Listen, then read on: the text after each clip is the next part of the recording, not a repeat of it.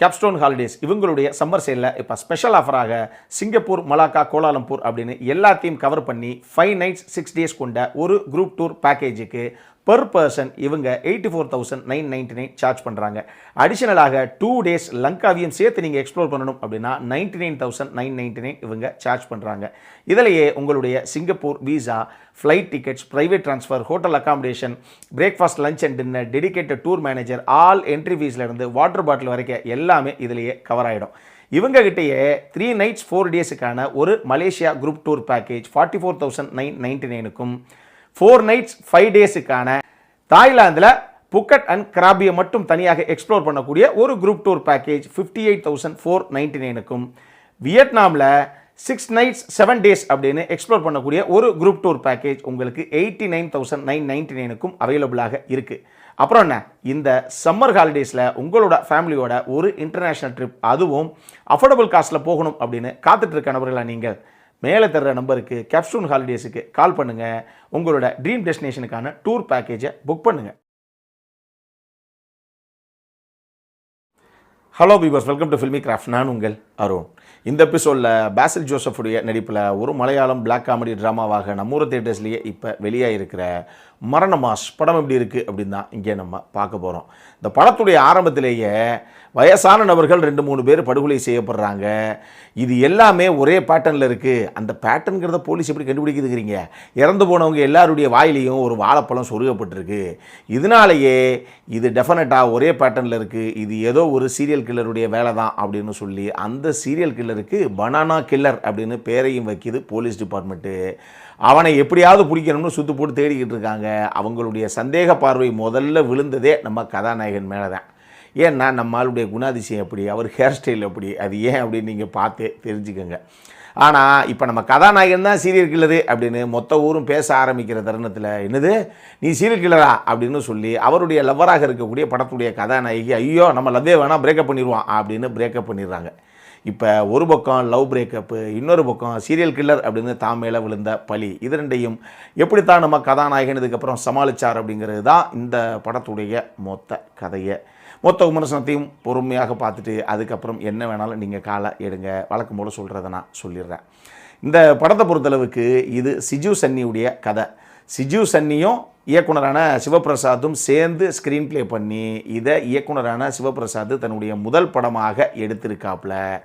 அதுலேயும் முதல் படத்திலே ஒரு மிகப்பெரிய ரிஸ்க்கு. ஏன்னா இந்த படம் ஒரு out and out black comedy படம். நம்ம எப்பயும் சொல்கிறது தான், comedy is always been a serious business. அது அவ்வளவு லேஸில் எடுத்துக்கிட்டு நீங்கள் பண்ணி ஆடியன்ஸை விழுந்துலாம் சிரிக்க வச்சிட முடியாது. பட் இந்த டீம் பிளாக் காமெடி அப்படிங்கிற ஆஸ்பெக்டில் படத்துடைய ஃபஸ்ட் ஹாஃபில் அந்தளவுக்கு சூப்பராக காமெடியை ஒர்க் அவுட் பண்ணியிருக்கு அப்படின்னு தான் நான் சொல்லுவேன். ஒரு நாள் நைட்டு அதில் ஒரு பஸ்ஸு, அந்த பஸ்ஸுக்குள்ளே ஒரு டெட் பாடி, இந்த டெட் பாடியை போலீஸுக்கு தெரியாமல் எப்படியாவது டிஸ்போஸ் பண்ணிடணும் அப்படின்னு ட்ரை பண்ணுற 5 கதாபாத்திரங்கள். இதுக்கப்புறம் இவங்களுக்குள்ள என்னென்ன விஷயங்கள்லாம் நடந்தது அப்படிங்கிறத காமெடியாக முடிஞ்ச அளவுக்கு புல் ஆஃப் பண்ணியிருக்கு இந்த டீமு. அதுலேயும் குறிப்பிட்டு சொல்லணும் அப்படின்னா அந்த அஜய் ராமச்சந்திரன் டிஸ்பு, நீங்கள் மறக்கவே மாட்டீங்க அந்த சீனை. அதுவாகட்டும், 5 லட்ச ரூபாய்க்கு ஒரு வேலையை முடிச்சு தரேன் அப்படின்னு சொல்லிட்டு கடைசியில் 6,350 ரூபாய்க்கு பரவாயில்ல கொடுங்க அப்படின்னு வாங்கிக்கிற அந்த விஷயமா இருக்கட்டும், ஸ்டார்ட் அப் அப்படின்றது அது ஹேண்ட்ஸ் அப் அப்படிங்கிற அந்த டைமிங் ஆகட்டும்னு சொல்லி படத்துடைய ஃபஸ்ட் ஹாஃபில் முடிஞ்ச அளவுக்கு காமெடி சரவெடி தான் அதை அட்டகாசமாக ஒர்க் அவுட் பண்ணியிருக்கு இந்த டீமு.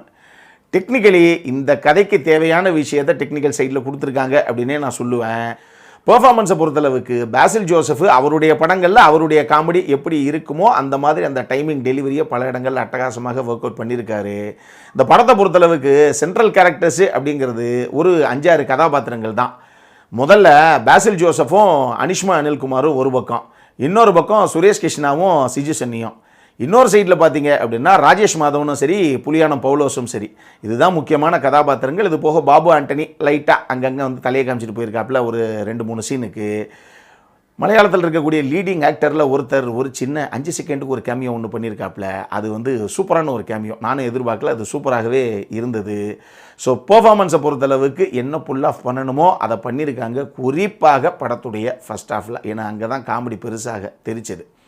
சரி, இதையெல்லாம் ஒரு பக்கம் இருக்கட்டும். இந்த படத்தை பொறுத்தளவுக்கு ஒரு பஸ்ஸில் நடக்கக்கூடிய ஜேர்னி தான் கிட்டத்தட்ட முக்கால்வாசி படம்.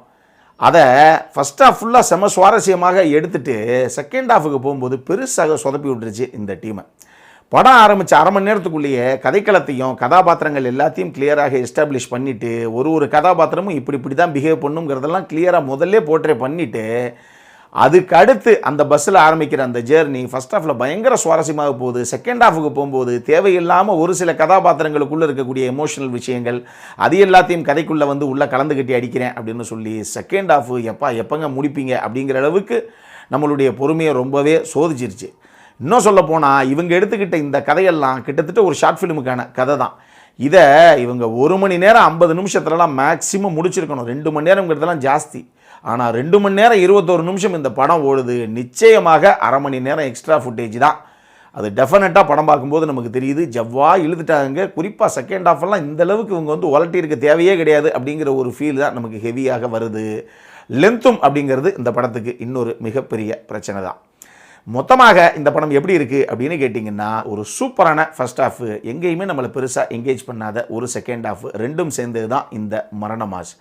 ஓடிடியில் அந்த படம் வந்தது அப்படின்னா இந்த ஃபர்ஸ்ட் ஹாஃபை மட்டும் பாருங்கள், செம்மையாக நீங்கள் என்ஜாய் பண்ணுவீங்க.